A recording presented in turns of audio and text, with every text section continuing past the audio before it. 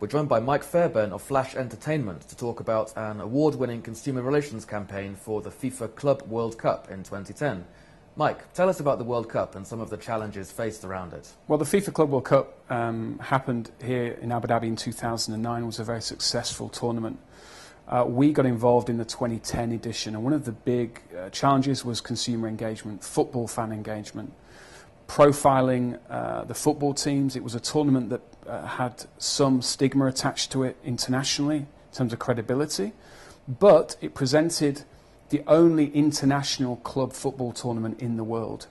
And what I mean by that is clubs from every continent, every confederation around the world competing in one place. So for us, the challenge was to communicate the richness of those clubs, the players, the countries they were from, the fans that followed those clubs. At the same time, drive attendance, drive engagement with the local community here in Abu Dhabi in the UAE, and that local community being football fans, and really get everybody behind those teams. You know, we kind of, they were the challenges, and how we saw it working best was to actually try and create fans around each club, so to profile the club specifically and encourage and direct people in the UAE to get behind one of their clubs. So the campaign we developed was called Choose Your Champion, above the line, and we carried that all the way through communications, taking each individual club, talking about their culture, their team dynamics, how they got to the tournament, some of the interesting quirks around the players and around the way they train and where they're from, to get people to empathise with those clubs, and in the hope and expectation that they would come to the tournament and we would drive attendees and ticket sales, really. You mentioned the stigma that was attached to the Club World Cup format. How did your strategy address that problem? Specifically to focus on the credibility and the stature of the clubs that were playing. Each of these club teams had won their confederation Champions League. They were great teams within their confederation. So we had leading South American clubs, leading European clubs, in this case Inter Milan. We had clubs from Asia, we had clubs from Oceania. And what that presented was variety, diversity, and different styles and different techniques, which is very interesting on a club level. You don't really have that in world football, and the Club World Cup presents that as a tournament. And we felt that was a very, very strong selling point for us as a communications team. What did you learn from the way that communications had been handled for previous Club World Cups, and what was innovative or special about the approach that you took for 2010? Well, we really drilled into the clubs. I think what hadn't been done in the past was a focus on all of the teams.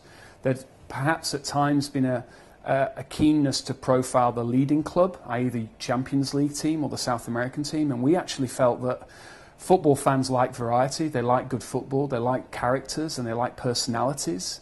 And we felt there was a lot of personality in all of the clubs that were playing in the 2010 edition. As it happened, actually, the first ever African team to make it to a FIFA final at any level happened in 2010. And that was the African team. They actually played Inter Milan in the final. And that was the first time in FIFA's history it had happened.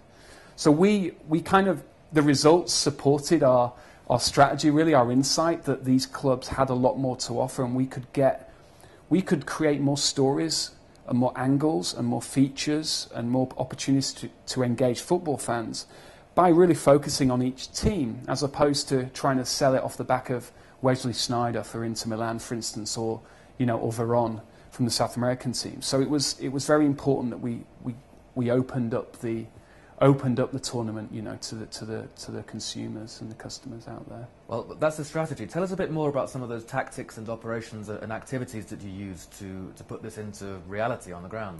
Well, from the first, content was critical. So features were generated, thousands and thousands of articles based on the features we wrote. So that was obviously was something that all comms teams will be very familiar with. But one of the other key things was creation of events and community outreach programs within Abu Dhabi, within schools, within football clubs, and ensuring that we maximised those engagement opportunities. We had a mascot that we took to schools. We created a schools training program for young footballers. We built a football village on Abu Dhabi Corniche, which had over 200,000 people attend, where we had activities. And so as a comms team, it was very much about communications, marketing and events, working together to create these media touch points, if you like. We had lots of different events. So they were two very important aspects. Another thing that was very different was we'd introduced an e-ticketing system for the tournament. Flash built that system and brought it into play in 2010. It was the first e-ticketing system in the region. People could then get their tickets emailed to them at home. That's a big story and a big angle, and it was exclusively for the FIFA Club World Cup, and it was launched for that tournament. So for us, that presented a great opportunity to say to media, look, people can easily buy tickets. They can get them printed at home, at work, and they can come to the event. They won't have the problems of access or parking or the things that sometimes they have been associated with events anywhere in the world, really. So there was a combination of content, of at-event engagement and grassroots opportunity, and the e-ticketing system. Then the final piece was working with FIFA, working with the clubs, and in particular Al Wada, the local team. First time Al Wada FC was playing in the Club World Cup, an Abu Dhabi-based team. And so for us, we worked very closely with the physios, the coaches, the players, to create stories around that club and to get their local fans, and indeed Emirati football fans, behind that club. So how players train during Ramadan, how they balance their training with fasting, some really important kind of local cultural kind of stories, and trying to deliver that content through media. And we were very successful, actually. The media responded well to as all media will, if you give them good angles, good stories, good events in the marketplace, good community programs, that they can see that the tournament is not just about the big players at the big stadiums on the big match day. The program's actually got some longevity to it. So we were very fortunate that we had a team that were creative, that we were a close-knit group, the event team, the marketing team, the comms team, and the tournament team. We all worked very closely together to really maximise all the different opportunities. And as you get through to the tournament, the final piece, the fifth piece, I guess, was FIFA themselves. So having solid press events at the stadium, good launches, ticket launches, team announcements, the actual announcement for the draw of which clubs would be playing each other. We made those creative events, lots of video, lots of interviews with the teams, and try to really, again, thinking back to that choose your champion strategic idea, is making sure that the press events and the launches and the conferences really hung around that proposition, basically. Let's look quickly at some of the outcomes, the results of the communications campaign. What was achieved in practical terms as a result of the communications, and how can you link that back in measurement tools to the activities that you undertook? Well, the biggest measurement is how many people buy tickets and who comes to your event. We're in the business of events, and for communications, that's the biggest metric. And we're pleased that over 30% increase in 2009 in terms of ticket buyers and attendance.